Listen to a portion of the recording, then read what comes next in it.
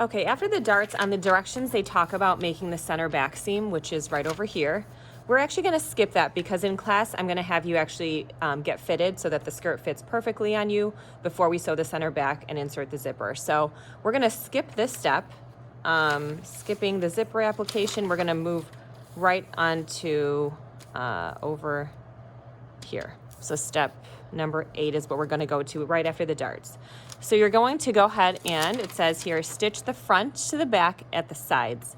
And it doesn't indicate on the directions, but what we always do in class is after we sew a seam, we always finish it at the serger. So I'm going to go ahead and pin it right now. We're going to sew it together and then serge it.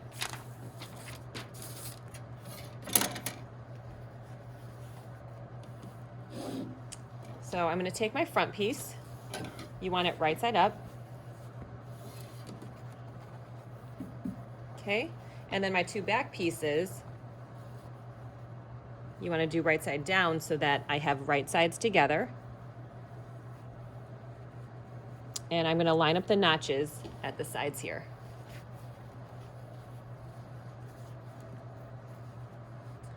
Okay, so again, right sides touching. You can quickly check that your darts are like facing upward here, and then they're also facing the table here. Okay, and then starting from one side, I'm going to pin down from top to bottom. So starting from here, if you cut your notches out, they really do help with aligning pattern pieces. Just going to make sure that your edges are matched up.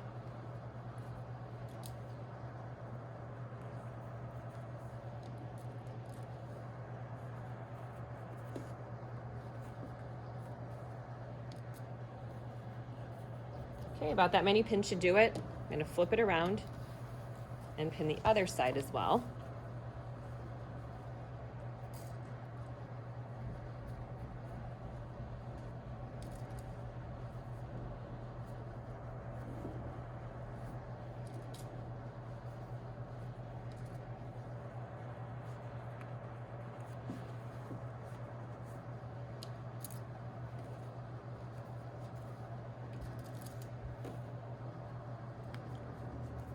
Okay, and then we're going to sew this at 5/8 and then serge it.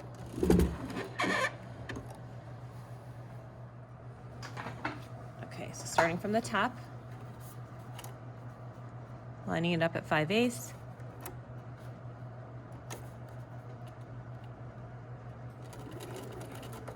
Back stitch at the top and the bottom of the seam.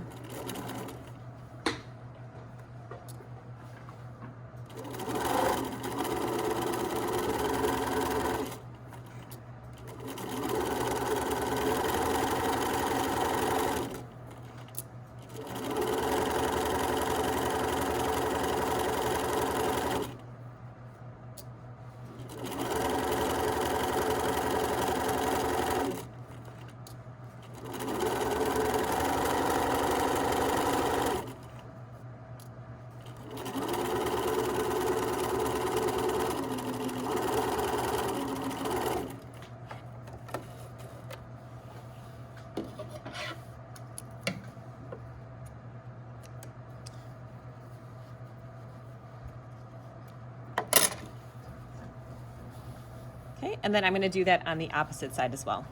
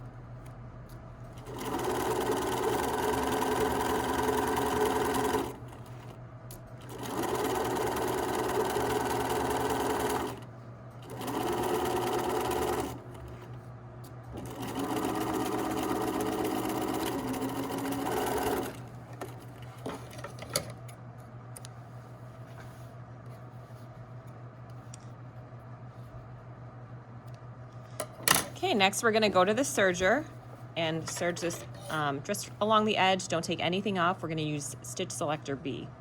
Okay, we're ready to serge. Again, we are using stitch selector B, and I'm not going to cut anything off, so I'm going to align it with the blade. So when I position it, it should go in just like this with a little bit of this silver stitch plate showing, and the raw edge aligned with this blade over here. And again, double check that your presser foot is down. The only thing that should come off is the notch.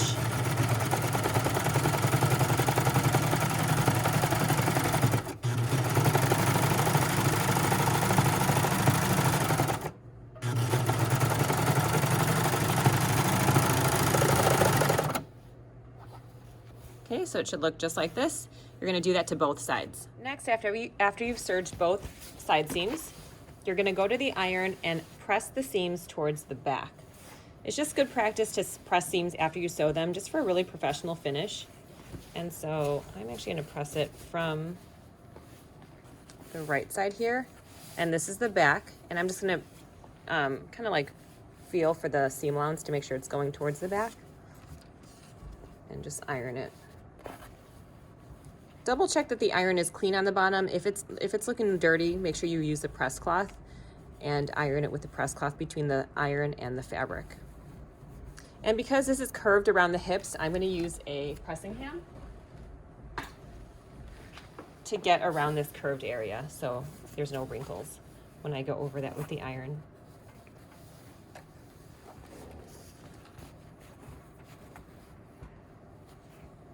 And I give my fabric a slight tug just to make sure that I'm pressing it right along the seam here, so there's no folds.